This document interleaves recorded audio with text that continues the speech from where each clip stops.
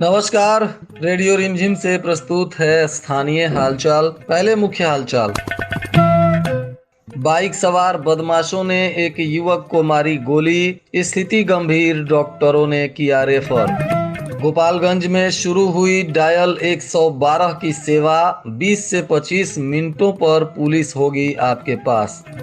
अब 6 महीने के अंदर ही लग जाएगा कोविड का बूस्टर डोज, स्वास्थ्य विभाग ने दी जानकारी। पंचदेवरी के एक युवक की सऊदी में मौत, परिजनों में मचा कोहराम।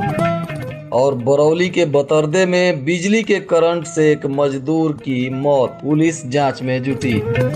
स्थानीय हालचाल के इस अंक के साथ मैं अनिकेत मिश्र। अब हालचाल विस्तार से। कुचायकोट थाना क्षेत्र के मनियारा फार्म के पास बाइक सवार बदमाशों ने एक युवक को गोली मार दी, जिससे वह बुरी तरह से जख्मी हो गया। जिसके बाद परिजनों ने सदर अस्पताल में भर्ती कराया, जहां से स्थिति चिंताजनक देखते हुए डॉक्टरों ने गोरखपुर रेफर कर दिया। फिलहाल घायल युवक की स्थिति नाजुक बनी हुई है। जख्मी युवक की पहचान मनियारा फार्म के वकील यादव के पुत्र मुन्ना यादव के रूप में की गई है। दरअसल घटना के संदर्भ में पता चला है कि पीड़ित अपने कुछ मित्रों के साथ एक शादी समारोह से स्कॉर्पियो में सवार होकर वापस लौट रहा था। इसी दौरान कन्हैया मोड़ के पास स्कॉर्पियो को रोककर पेशाब करने के लिए उतरा। तभी मोटरसाइकिल पे सवार 3 की संख्या में पहुंचे बदमाशों ने ताबड़तोड़ फायरिंग कर दी, जिससे युवक के कमर में गोली लग गई। जिसके बाद बदमाश फरार हो गए तो स्कॉर्पियो में सवार युवक के अन्य मित्रों ने उसे तत्काल सदर अस्पताल में भर्ती कराया, जहां से डॉक्टरों ने प्राथमिक उपचार के बाद गोरखपुर रेफर कर दिया, जहां उसका इलाज चल रहा है। और वहीं इस घटना के बाद पुलिस मामले की जांच पड़ताल में जुट गई है।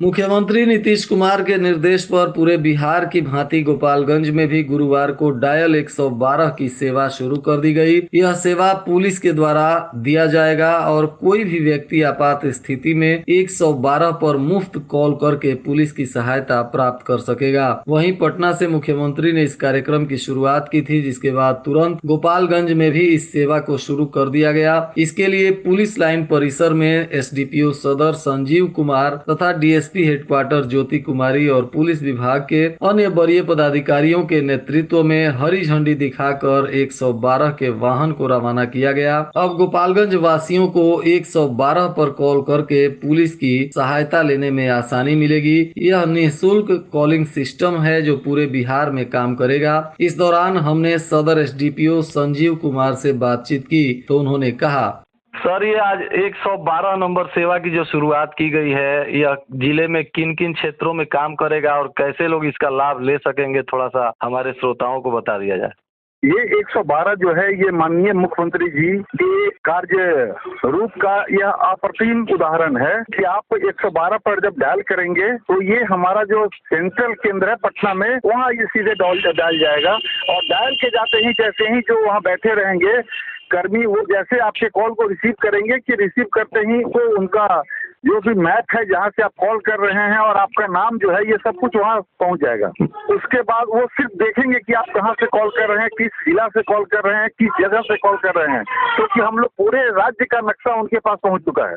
तो जैसे जिस जिला और जिस जगह को देखेंगे, वहाँ से संबंधित जो नक्शा उनके पास है, जो नंबर उनके पास है, उसको एक बटन दबाएंगे और वो सीधे, अगर गोपालगंज में ये है तो गोपालगंज में हमारा जो केंद्रीय कृत कार्यालय है, पुलिस अधीक्षक कार्यालय में, ये वहाँ जाएगा। और जिस क्षेत्र में एनएच और एसएच पे उस तरह की दुर्घटना कहाँ हुई है, कोई कहाँ पे आग लगी घटना हुई है, तो उससे संबंधित जगह पे जो पदाधिकारी हैं, ERSS 112 नंबर डायल गाड़ी के साथ उनको ये पहुँचेगा। ये सब फ्रैक्शन ऑफ मिनट और सेकंड की बात है। तो सर, ये 10 से 20 मिनट में पुलिसकर्मी उस जगह पहुँच जाएंगे।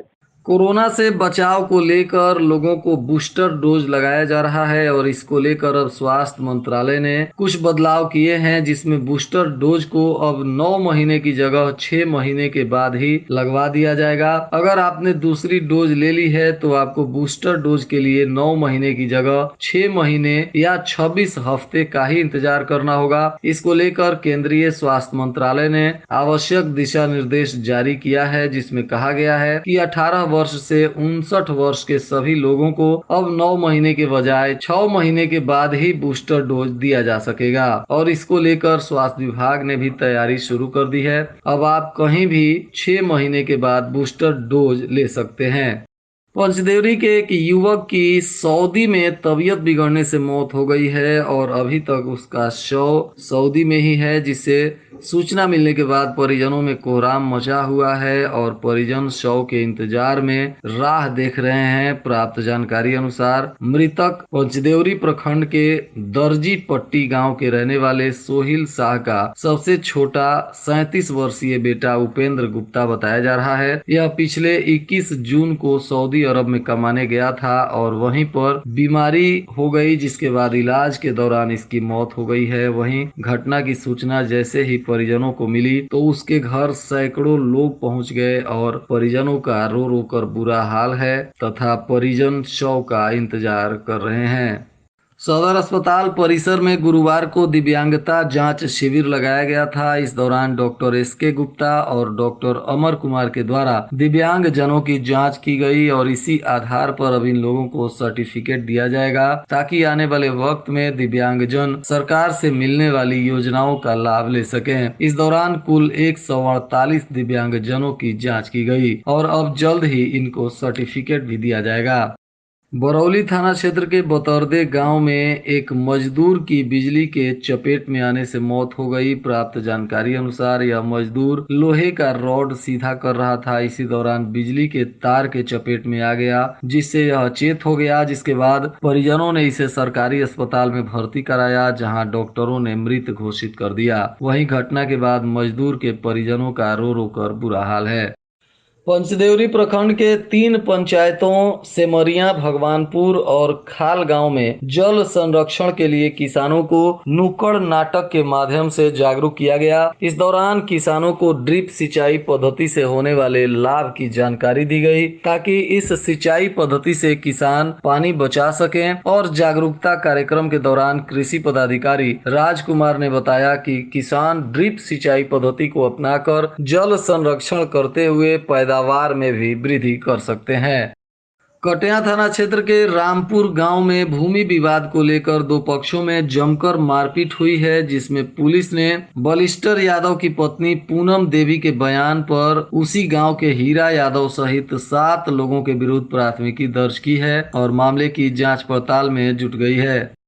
भोरे थाने में बकरीद को ध्यान में रखते हुए शांति समिति की बैठक की गई, जिसमें सभी जनप्रतिनिधि और पुलिस प्रशासन के लोग भी शामिल हुए। इस शांति समिति की बैठक के अध्यक्षता बीडीओ डॉक्टर संजय कुमार राय ने की और बैठक में शामिल जनप्रतिनिधियों और मुस्लिम समुदाय के लोगों को संबोधित करते हुए कहा गया कि भोरे प्रखंड हमेशा से आपसी भाईचारे का प्रतीक रहा है। यहाँ के लोग हर धर्म और हर संप्रदाय के लोगों के त्योहार में शामिल होते हैं। यहाँ के भाईचारे का नमूना है कि मुहर्रम में ताजिए का लाइसेंस हिंदू और दशहरे का लाइसेंस मुस्लिमों के नाम से होता है। इसलिए उन्होंने सभी लोगों से निवेदन किया कि इस बार भी पूरी शांति व्यवस्था के साथ अपना त्योहार मनावें। जिला प्रशासन और पुलिस के लोग भी आप लोगों के सुरक्षा में हमेशा तैनात रहेंगे। वहीं भोरे के बगहवा में स्थित प्रयाग हाई स्कूल सह इंटर कॉलेज का बिहार बोर्ड के द्वारा गठित 3 सदस्यीय टीम ने निरीक्षण किया। इस दौरान उन्होंने विद्यालय के एक चीज का निरीक्षण किया। निरीक्षण के दौरान टीम विद्यालय की व्यवस्था को देखकर चकित रह गई। बता दें कि विद्यालय के प्राचार्य पंकज कुमार तिवारी ने बोर्ड में पत्र लिखकर विद्यालय के इंटर की सीटें बढ़ाने की मांग की थी और इसी पत्र के आलोक में जाँच टीम का गठन कर भेजा गया था और यह जांच की टीम ने विद्यालय का निरीक्षण किया, जहां पुस्तकालय, वाचनालय, कंप्यूटर कक्ष और जिम खाना का निरीक्षण करने के बाद टीम ने काफी संतुष्टि दिखाई और कहा कि यहां बहुत ही बेहतर व्यवस्था है और उन्होंने सभी शिक्षक और प्राचार्य की प्रशंसा की। भोरे पुलिस ने वाहन जांच करते समय रकबा गांव के सुनील शर्मा को चोरी की मोटरसाइकिल के साथ पकड़ा, जिसके बाद पुलिस ने इस आरोपी को गिरफ्तार कर लिया और इस पर आगे की कानूनी कार्रवाई पुलिस के द्वारा की जा रही है। प्राप्त जानकारी अनुसार पुलिस वाहन जांच कर रही थी, तभी यह मोटरसाइकिल लेकर आ रहा था और पुलिस ने जब इसे रोकने का इशारा किया तो यह उतर कर भागने लगा, जिसके बाद पुलिस ने पकड़कर इसको गिरफ्तार किया और पूछताछ की गई तो यह मोटरसाइकिल मोटरसाइकिल चोरी की निकली। फाइलेरिया को मिटाने के लिए स्वास्थ्य विभाग सक्रियता से काम कर रहा है। इसी दौरान बताया गया कि आमतौर पर फाइलेरिया के कोई लक्षण स्पष्ट दिखाई नहीं देते हैं। हालांकि बुखार, बदन में खुजली और पुरुषों के जननांग और उनके आसपास दर्द तथा सूजन की समस्या होती है। इसके साथ ही पैरों और हाथों में सूजन, हाइड्रोसील में भी फाइलेरिया के लक्षण मिलते हैं और इस पर मुख्य रूप से सजगता ही इसका बचाव है। फाइलेरिया की दवाएं भी सरकारी अस्पताल में मुफ्त रूप में दी जाती है। इसलिए यदि किसी भी व्यक्ति में फाइलेरिया के लक्षण दिखाई दें तो तुरंत सरकारी अस्पताल में पहुंचकर इसकी जानकारी दें और अपना जांच कराते हुए यहां से इलाज करा सकते हैं। वहीं महरा देउर गांव में भूमि विवाद को लेकर दो भाइयों में हिंसक संघर्ष हो गया, जिसमें दोनों भाई घायल हैं और इनका सरकारी अस्पताल में इलाज चल रहा है। प्राप्त जानकारी अनुसार बालेश्वर शर्मा ने इस मामले में प्राथमिकी भी दर्ज कराई है, जिसके बाद पुलिस मामले की तफ्तीश में जुट गई है। नगर थाना क्षेत्र के कररिया रोड में एक ऑटो रिक्शा और मोटरसाइकिल की जोरदार टक्कर हो गई, जिसमें मोटरसाइकिल पे सवार चंदन कुमार गंभीर रूप से घायल हो गया, जिसको स्थानीय लोगों के सहयोग से सदर अस्पताल में भर्ती कराया गया है, जहां इसका इलाज चल रहा है। वहीं थामे थाना क्षेत्र के केशवपुर गांव में भूमि विवाद को लेकर दो पक्षों में मारपीट हो गई, जिसमें 3 लोग घायल हैं। इन तीनों का सदर अस्पताल के इमरजेंसी वार्ड में इलाज चल रहा है। घायलों में मोहम्मद मुर्तुजा तथा दूसरे पक्ष से मोहम्मद मुस्तफा और मोहम्मद मुमताज बताए जा रहे हैं। इन तीनों के बयान पर पुलिस ने मामले की जांच पड़ताल शुरू कर दी है।